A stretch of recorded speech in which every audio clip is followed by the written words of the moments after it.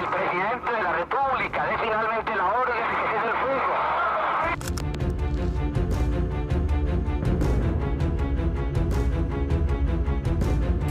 Bienvenidos a Lexcusiones, un podcast creado para dialogar sobre la pasión por el derecho, la justicia, la lucha contra la violencia y la promoción del libre pensamiento.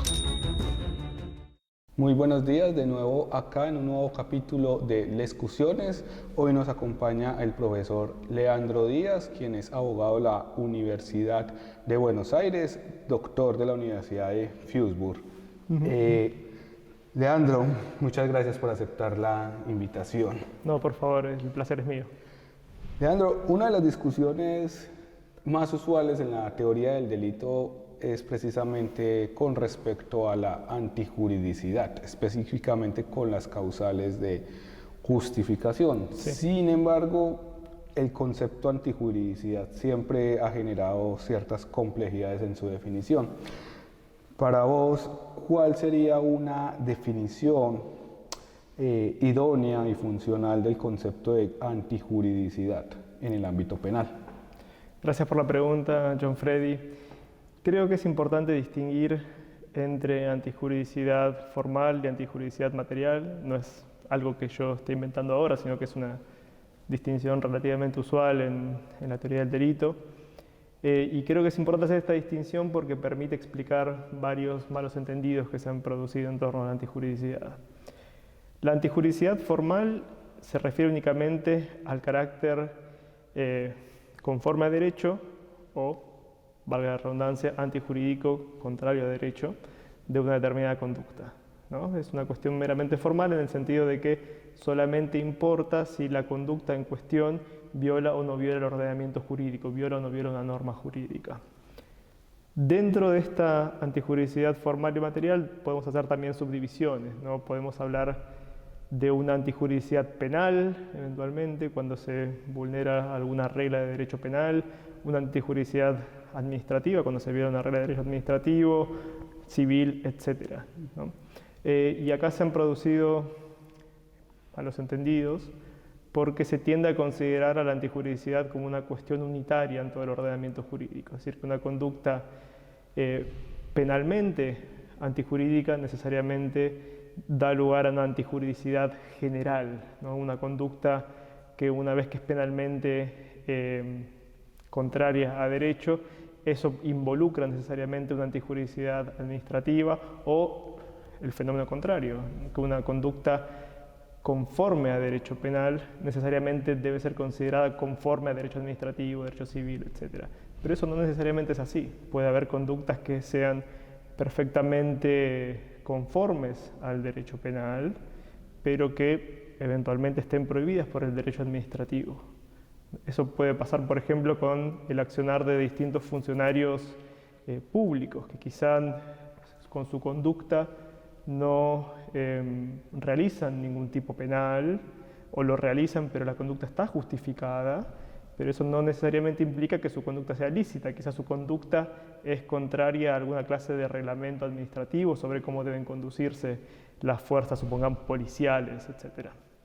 Esa entonces es la primera cuestión que hay que distinguir, ¿no? La antijuridicidad formal, que a su vez tiene distintos parámetros según la rama del ordenamiento jurídico a la que hagamos referencia. Y la segunda cuestión es la antijuridicidad material, ¿no? Que se refiere a, bueno, ¿por qué en concreto esa conducta es contraria al ordenamiento jurídico? ¿Qué razones tenemos para considerar a esta conducta como prohibida?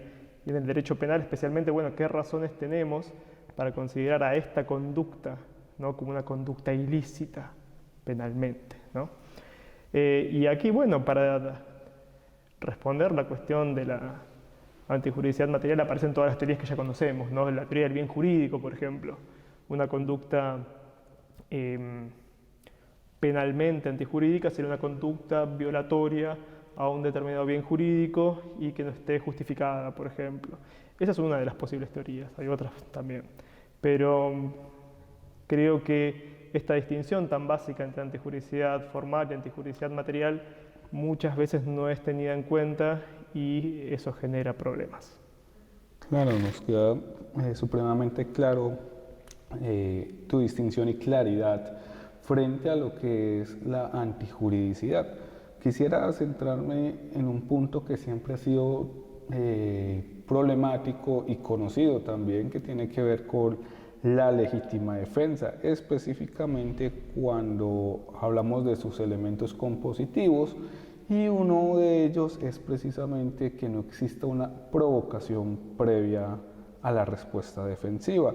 ¿Cuál es su propuesta en torno a la legítima defensa y a los actos previos provocativos que la excluyen?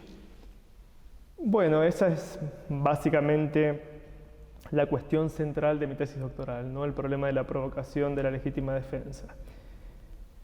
Sobre el tema, primero quisiera hacer un pequeño panorama de la discusión, en qué consiste actualmente la discusión o cómo actualmente suele ser presentada esta discusión, por ejemplo, en manuales o en textos especializados de doctrina, o incluso también en la jurisprudencia.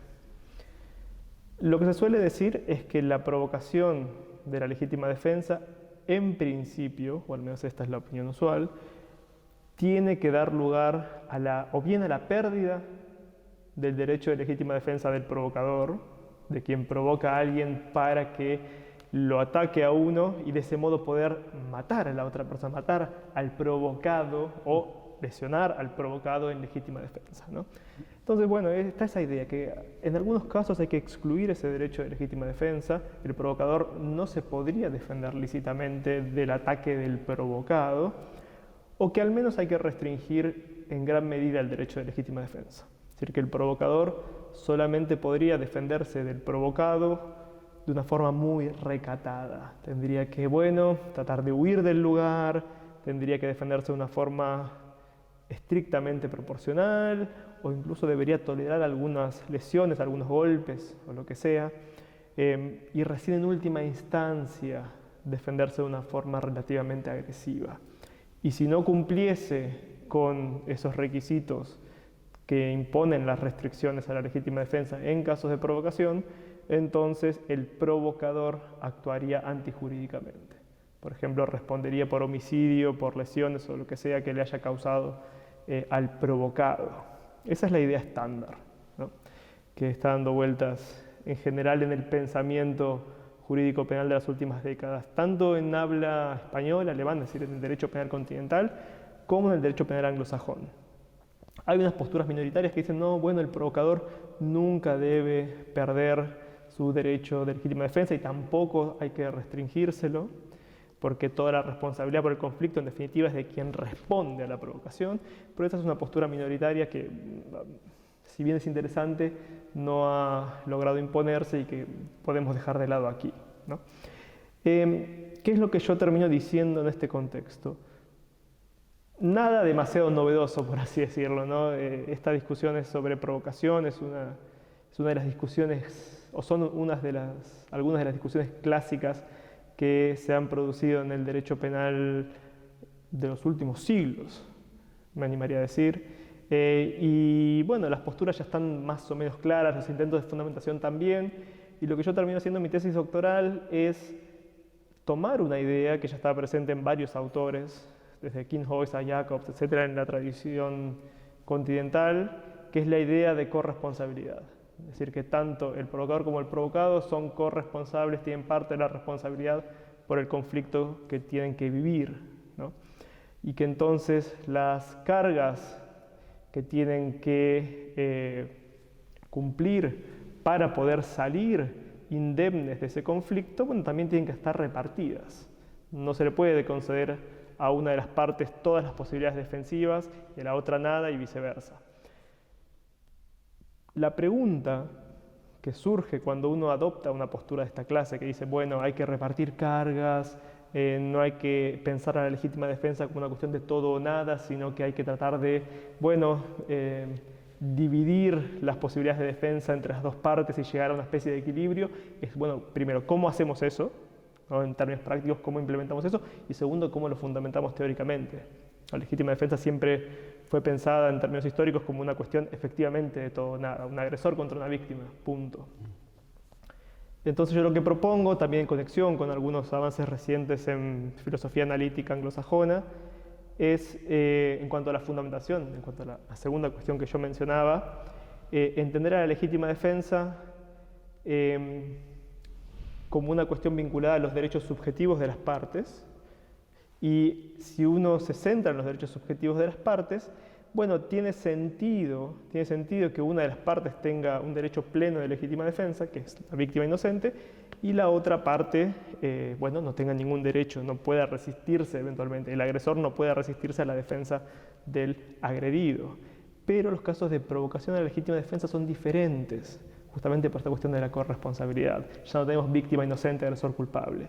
Entonces no es una situación en la que una de las partes tiene todo el derecho de su lado y otra nada. Es una cuestión más gris. Entonces esas ideas de derechos subjetivos, etcétera, no cumplen un rol determinante en estos casos de provocación, sino que lo que entran a jugar son ciertos criterios de justicia distributiva. Es decir, tenemos una situación de conflicto que va a dar lugar a un daño inevitable. Uno de los dos contrincantes va a morir o va a terminar seriamente lesionado. Entonces, bueno, en el caso concreto tenemos que ver cómo lograr la mejor solución posible a ese conflicto. Y bueno, lo que termino diciendo, y acá viene la conexión con la segunda parte, o mejor dicho, la primera parte de la pregunta sobre cómo hacemos en términos prácticos para implementar esto, y es, bueno, el provocador, como decía antes, tiene un derecho recatado de legítima defensa. Entonces lo que tiene que hacer es cumplir una serie de pasos para poder quedar habilitado a defenderse, eventualmente incluso de forma letal. Es lo que el Tribunal Superior Federal Alemán llama la teoría de los 3 niveles. Entonces, tiene que en un primer momento, ¿sí?, tratar de evitar la agresión del provocado. En un segundo momento tiene que tratar de desescalar el conflicto, incluso sufrir algunas lesiones con tal de evitar que siga aumentando el grado de agresión. Y en última instancia, cuando ya no queda otra, ahí sí puede recurrir incluso a una acción potencialmente letal para el provocado. Y eso es una cuestión de justicia distributiva. ¿Por qué? Porque lo que tenemos que distribuir es un daño que se va a producir en uno u otro de los contrincantes. Y lo que termino concluyendo, para ya ir cerrando en mi tesis doctoral, es que el provocador es la parte menos responsable del conflicto. La responsabilidad primaria la tiene el provocado, que es quien agrede, quien decide, por así decirlo, tirar la primera piedra, ¿no? Entonces, bueno, en ese contexto tiene sentido que el provocador pueda defenderse, sí, en legítima defensa, pero después de cumplir una serie de pasos, una serie de pasos impuestos por estas cargas producto de la corresponsabilidad por el conflicto. Esa es básicamente mi postura. Muchas gracias, Leandro. Para profundizar un poco más en la legítima defensa, quisiera ponerte 2 casos puntuales. El primero, en la ciudad de Bogotá, hace unos años, un médico que venía caminando solo por un puente peatonal es interceptado por 2 personas que le hurtan sus pertenencias. Y portaba un arma de fuego. Las personas que hurtan las pertenencias salen corriendo hacia el otro lado, donde venían, y el médico corrió detrás de ellos con un arma de fuego hasta alcanzarlos y sesgarles la vida con disparos. Entonces la pregunta ahí concretamente, según ya lo que has desarrollado en tus estudios y elaboraciones dogmáticas, ¿es posible predicar actualidad y proporcionalidad en ese caso? Y un segundo caso que ha venido siendo debatido profundamente tanto por la doctrina colombiana como por la jurisprudencia colombiana ha sido lo que hemos denominado la muerte del tirano en casa. Un caso concreto: dentro de una familia, una mujer es sometida constantemente a golpes, insultos e improperios por parte de su pareja, y un día su pareja llega ebria, se queda dormida y ella dice: esta es mi oportunidad, toma una almohada y lo ahoga estando dormido. La pregunta es, ¿allí podríamos predicar la legítima defensa? Bien, son 2 casos muy interesantes, especialmente por la actualidad de esos problemas. En Argentina también se producen casos de esa clase, se han producido casos de esa clase, y la valoración jurídica de los tribunales o incluso de la doctrina no suele ser la más feliz, y muchas veces hay argumentaciones contradictorias o incluso problemas de fundamentación graves. Respecto de la primera cuestión, sobre una víctima de hurto que corre de atrás a los ladrones y termina recuperando las cosas que le habían hurtado, pero a costa de la vida de los ladrones, ¿no? Ahí creo que hay que diferenciar dos cosas que mencionaste bien en tu pregunta. La primera es la actualidad de la agresión y la segunda la proporcionalidad de la reacción de la defensa. Respecto de la actualidad de la agresión, en un caso así, no hay un problema desde mi perspectiva, ¿no? Cuando se trata de agresiones a la propiedad, como en el caso de los hurtos,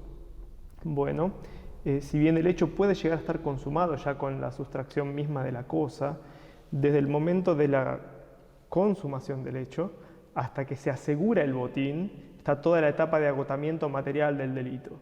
Es decir, se sigue vulnerando el bien jurídico propiedad de la víctima durante ese trayecto, al menos hasta que la cosa es asegurada por parte del ladrón.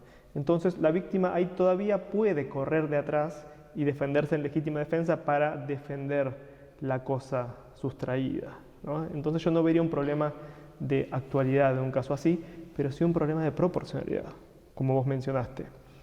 ¿Por qué? Porque la pregunta que surge es si matar a alguien es una reacción proporcionada respecto de la agresión a la propiedad. Y la respuesta no es tan fácil, pero yo me animaría a decir que no es una respuesta proporcionada. Si bien el estándar de proporcionalidad en jurisdicciones de derecho continental como Argentina, Colombia, es relativamente laxo, el criterio es en general el de la grosera desproporción de los bienes en juego, yo creo que ahí puede hablarse de una grosera desproporción entre el bien jurídico vida y el bien jurídico propiedad, al menos si se trata de una cosa que no es esencial para la vida de la persona que es propietaria. Entonces yo en un caso así diría sí actualidad, no proporcionalidad. Y en el caso del tirano de la casa, ahí creo que las cosas son un poco más complicadas y eso depende, es decir, la valoración depende mucho de las circunstancias puntuales del caso. Planteada la cuestión a partir de un caso construido en el que una persona asfixia a otra mientras está durmiendo, ahí la respuesta sería no, ahí no hay actualidad de la agresión. Pero eso solo rige si no se agregan más detalles del caso. ¿Por qué digo esto?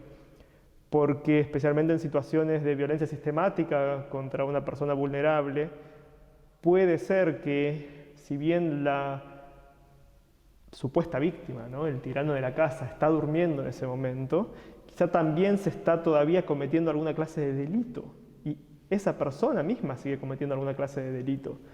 Por ejemplo, una privación ilegal de la libertad.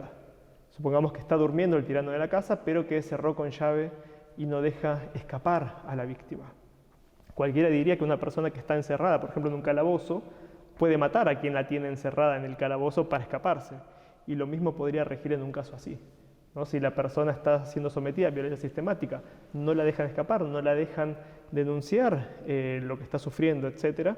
Bueno, quizás la única alternativa que tenga la víctima de esa clase de violencia sistemática sea aprovechar ese momento de descuido del tirano para matarlo y escapar de la situación de dominio.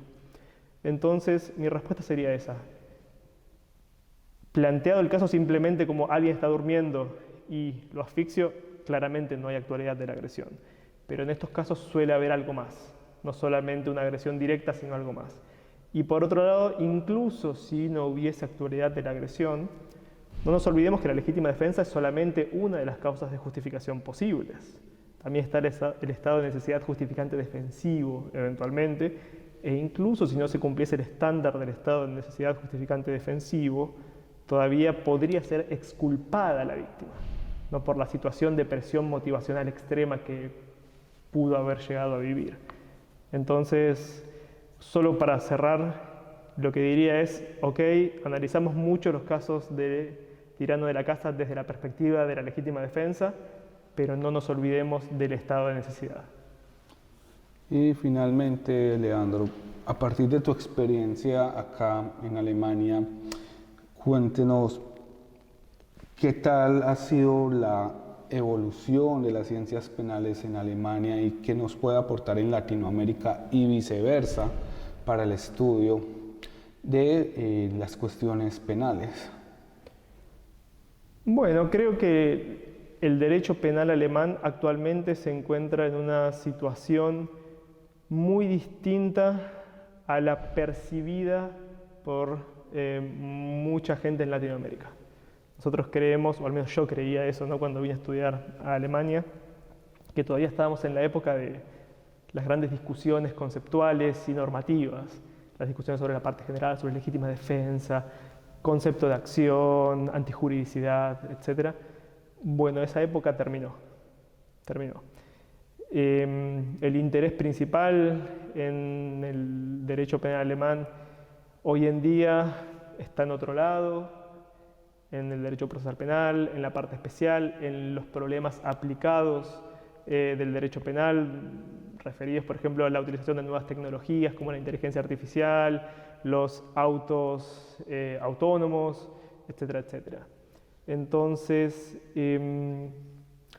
yo creo que si uno quiere hacer investigación fundamental, por ejemplo, de vuelta, conceptos básicos de la teoría del hecho punible, Alemania actualmente no es la alternativa más atractiva. Creo que en países anglosajones, por ejemplo, se está realizando investigación básica un poco más robusta, pero fundamentalmente por una cuestión de intereses. La dogmática penal alemana está recontra estudiada, recontra refinada a partir de las investigaciones que se realizaron, bueno, en los últimos siglos. Entonces, hoy en día los intereses van por otro lado. Pero esto también puede ser visto como algo bastante positivo para latinoamericanos como nosotros, o españoles, ¿no?, italianos, etc. Porque así como gran parte de los profesores de derecho penal alemán, no todos, pero gran parte, han perdido interés en la parte general, bueno, ese hueco que ha quedado, ¿no?, en cuanto a investigación de la parte general y de investigación básica, lo podemos llegar eventualmente a cubrir nosotros. ¿Por qué? Porque nosotros, latinoamericanos, españoles, italianos, etc., seguimos estando muy interesados en esa clase de investigación. Entonces, bueno, quizás sea el momento entonces de que empecemos a producir nosotros esa parte general y eventualmente también la exportemos a Alemania. Claro que para eso hay que escribir en alemán, ¿no? Y eso es una tarea, lo digo por experiencia, difícil, pero que vale la pena en última instancia. Listo. Muchísimas gracias, Leandro, por aceptar esta entrevista. Que tengas un excelente resto de día. Muchas gracias.